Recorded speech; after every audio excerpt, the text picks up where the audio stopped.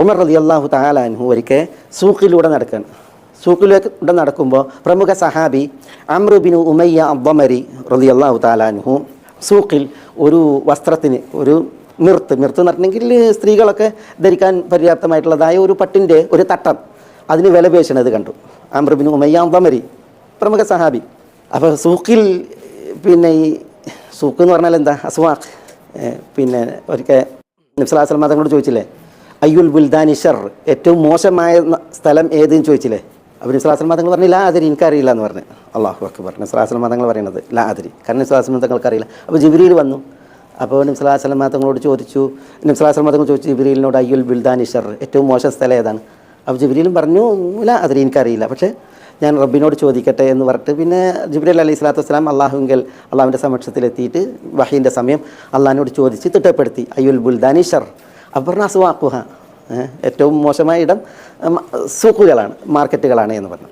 അതിന് സ്വലാസ്ലം അതങ്ങോട്ട് പിന്നീട് പറഞ്ഞു. ഏതായാലും ഈ സൂഖിൻ്റെ പ്രത്യേകത, അപ്പോൾ ഈ സൂഖിൽ പ്രമുഖ സഹാബി അംർ ബിൻ ഉമയ്യ അദ്ദമരി നിൽക്കുന്നത് കണ്ടപ്പോൾ ഈ ഉമർ റളിയല്ലാഹു തആല അൻഹു മാദാ തസ്നഉന ഹുന, ഇവിടെ എന്താ ചെയ്യണമെന്ന് ചോദിച്ച് ഉമർ അംറിനോട്.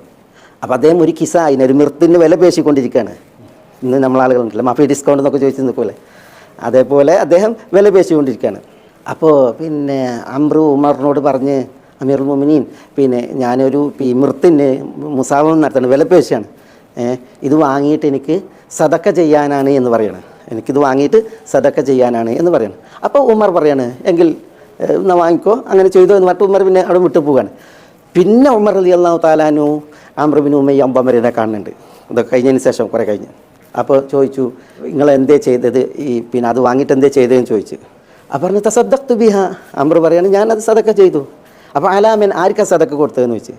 അപ്പോൾ പറഞ്ഞു അല റഫീഖക്കാണ് കൊടുത്തതെന്ന് പറഞ്ഞു. അപ്പോൾ പറഞ്ഞു അല്ല റഫീഖ ആരാന്ന് ചോദിക്കാണ്. അപ്പോൾ അംർ ബിൻ ഉമയ്യ പറയുന്നത് സൗജത്തി, എൻ്റെ ഭാര്യയാണ്, എൻ്റെ ഭാര്യ റഫീഖക്കാണ് ഞാനത് സദക്ക കൊടുത്തത് എന്ന് പറയാം. അപ്പോൾ എന്നിട്ട് ഇത് ഭാര്യയ്ക്ക് സദക്ക കൊടുത്തു എന്ന് പറഞ്ഞിട്ട് അംർ ബിൻ ഉമയ്യ അദ്ദമരി പറയുന്നത് റസൂലുള്ളാഹി സ്വല്ലല്ലാഹു അലൈഹി വസല്ലം തങ്ങൾ പറയുന്നുണ്ട്, ഭാര്യമാർക്ക് ചെലവ് ചെയ്യുന്നത് അത് അവർക്ക് ചെലവ് ചെയ്യുന്നവർക്ക് സദക്കയാണ് എന്ന് റസൂലുള്ളാഹി സ്വല്ലല്ലാഹു അലൈഹി വസല്ലം തങ്ങൾ പറഞ്ഞിട്ടുണ്ട് എന്ന് പറയാണ് ഉമറിനോട്. അപ്പോൾ ഉമർ പറയാണ് ലാ തക്ദീബ അലാ റസൂലില്ലാഹി സ്വല്ലല്ലാഹു അലൈഹി വസല്ലം, റസൂലുള്ളാഹിൻ്റെ പേരിൽ കളവ് പറയല്ലേ എന്ന് പറഞ്ഞു അംറിനോട്. അപ്പോൾ എല്ലാ റസൂലുള്ളാഹി സ്വല്ലല്ലാഹു അലൈഹി വസല്ലം തങ്ങൾ അങ്ങനെ പറഞ്ഞിട്ടുണ്ട്, ഭാര്യമാർക്ക് ചെലവ് ചെയ്യുന്നത് ഭർത്താക്കന്മാർക്ക് സദക്കയാണ് എന്ന് പറഞ്ഞിട്ടുണ്ട്.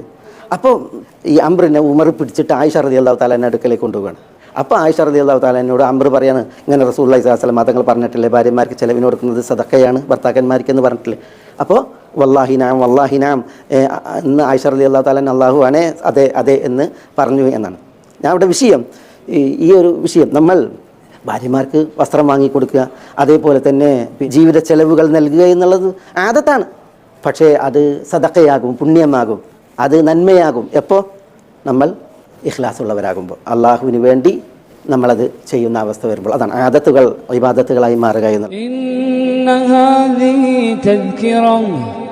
فمن شاء اتخذ إلى ربه سبيلا